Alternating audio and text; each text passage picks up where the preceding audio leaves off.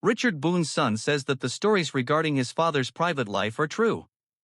Richard Boone was born Richard Allen Boone on June 18, 1917, in Los Angeles, California. Boone was the grandson of Daniel Boone, a famous frontiersman. This family history seemed almost prophetic, given how tough he would eventually be on screen. But his route to becoming an actor was not quick or normal. Boone went to Stanford University to study drama and learn to love literature, philosophy, and the arts. Interests that would eventually make his performances more serious and analytical. Before Hollywood ever got him, Boone was a U.S. Navy navigator in World War II, where he flew perilous combat missions in the Pacific region. The event changed the way he saw the world and gave his later performances a sense of realism, tiredness, and moral weight that could not be taught in acting school. Boone knew tough guys, unlike a lot of other actors who only played them. After the war, Boone got back into acting with a new sense of purpose. He studied under the famous Lee Strasberg at the Actors Studio. He honed a disciplined, emotionally grounded approach to performance that made him stand out from many of his peers.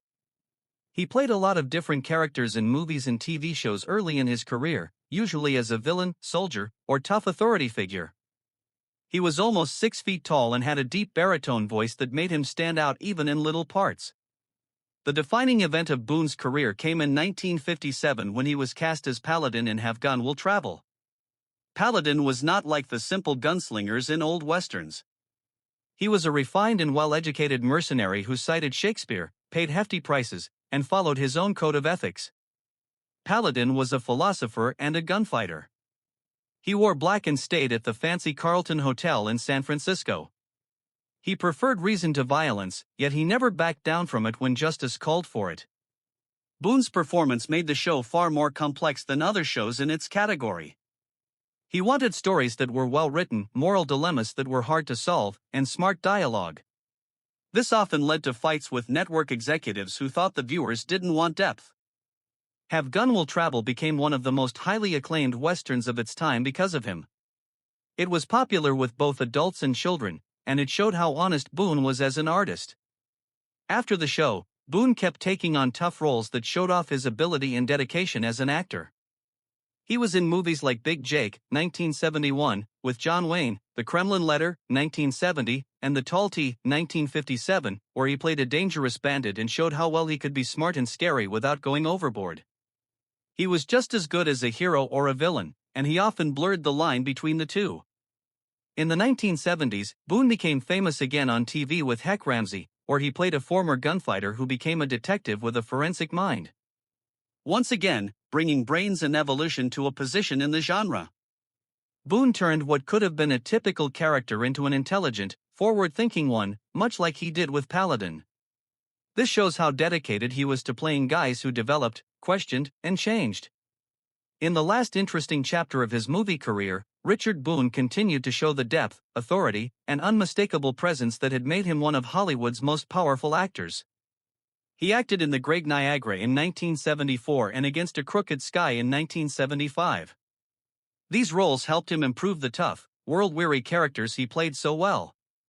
Around this time, Boone worked with John Wayne for the third time, contributing his weight to Wayne's last and most meaningful movie, The Shootist, which came out in 1976. The partnership was very moving. Boone, who was very sick at the time, stood next to the old Duke in a drama that dealt with death, legacy, and the end of an era in classic American cinema. Boone kept working in movies, but he also went back to the basics of his art. In the mid-1970s, he returned to New York City and to the Neighborhood Playhouse, the prestigious institution where he had once trained as a young actor. Boone became a teacher there, sharing decades of hard-earned knowledge with a new group of artists. People remarked that he was both intimidating and motivating in the classroom. This was because he had worked on stage and screen for most of his life and had a deep regard for the art of acting. Boone's later movies showed how versatile he was and how popular he still is. He starred alongside a remarkable cast in God's Gun 1976, which includes Leif Garrett, Lee Van Clee, and Jack Palance. The movie had the gritty tone of a spaghetti western. He went on to star in the fantasy adventure movie The Last Dinosaur, 1977, and the sleek adaptation of The Big Sleep, 1978, helped to solidify his image as an actor who could adapt to shifting movie trends without losing his unique edge. One of Boone's most remarkable late-career contributions was not in live action, but in the way he spoke. He voiced the dragon Smaug in the animated version of J.R.R. Tolkien's The Hobbit in 1977. His voice was deep, scary, and unforgettable. His performance made the fabled beast seem smart, arrogant, and dangerous, and that impression has stuck with fantasy lovers for years. Winter Kills and The Bushido Blade, both from 1979, were Boone's last movies. Movies that ended his career with a subdued passion. His performances still maintained the power and emotional weight that had marked his work for decades, even as his health got worse. These last roles were a suitable way to say goodbye, marking the conclusion of a great career and leaving behind a legacy of fascinating characters, dramatic stories, and a lasting impact on American film and television history. Richard Boone's personal life was just as complicated and full of events as the tough characters he played on screen. It was full of love, change, and strong family ties. He got married 3 times throughout his life, and each marriage was a new chapter in his long and changing journey.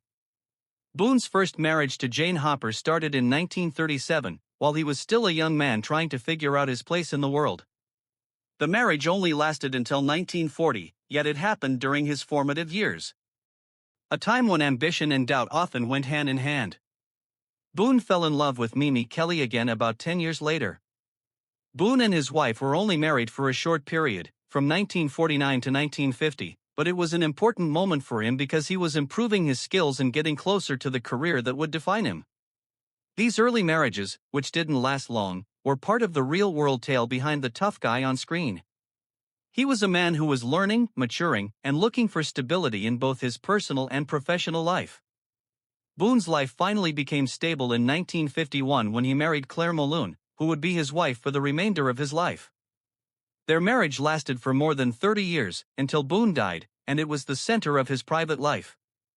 Boone developed a stable family life with Mulloon, which was very different from the aggressive, ethically ambiguous characters he typically played on TV and in movies. They had a son named Peter Boone, who for a short time followed in his father's footsteps. Peter was a little actor who starred in several episodes of Have Gun Will Travel, the famous Western show that made Richard Boone one of the most powerful leading men on TV. These visits gave people a rare look at Boone not just as a star, but as a father. He shared his world with his child, which helped people understand the difference between his professional and personal lives. Richard Boone worked hard for decades to build a strong image on screen. A dominating figure with a gruff voice and piercing stare that showed authority, toughness, and moral complexity. But behind the famous performances and public praise was a very private battle that Boone passionately protected for most of his life. Years later, his kid told the truth about Boone's concealed grief in a way that was honest and terrible. His son said that the stories that had been going around discreetly among friends and co-workers for a long time were not just rumors, they were parts of a much bigger, sadder reality. Richard Boone's son said that his father lived a secret existence, one that was full of chronic agony, physical decline, and emotional pain caused by a terrible disease that followed him for years. Boone kept working and acting like he was strong and unbreakable, but disease was taking over his private life more and more. The sickness slowly took away his strength and comfort, making every day a fight against unrelenting discomfort. People who were close to him saw how the man who was known for being tough was actually fighting a never-ending battle inside himself that he rarely let anyone see. Boone's physical pain was made worse by practices that he himself found hard to explain or give up. His son said that Boone had been a heavy smoker and drinker for many years, and these habits had become very strong well before the last few months of his life. These weren't just occasional treats, they were long-term habits that made his pain better and worse. In the last month of his life, the harm done by years of smoking and drinking became too much to ignore. This sped up his decline and made the tragedy of his last days much worse. Boone's honesty about not being able to control his addiction, at least with his family, was probably the saddest thing.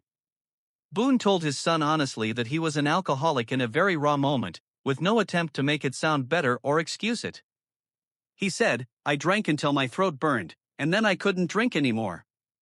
This showed that he was not brave, but desperate. The statement showed that the man knew he was going to kill himself, but he couldn't stop it. Boone didn't deny that he was hurting himself and the people who loved him the most.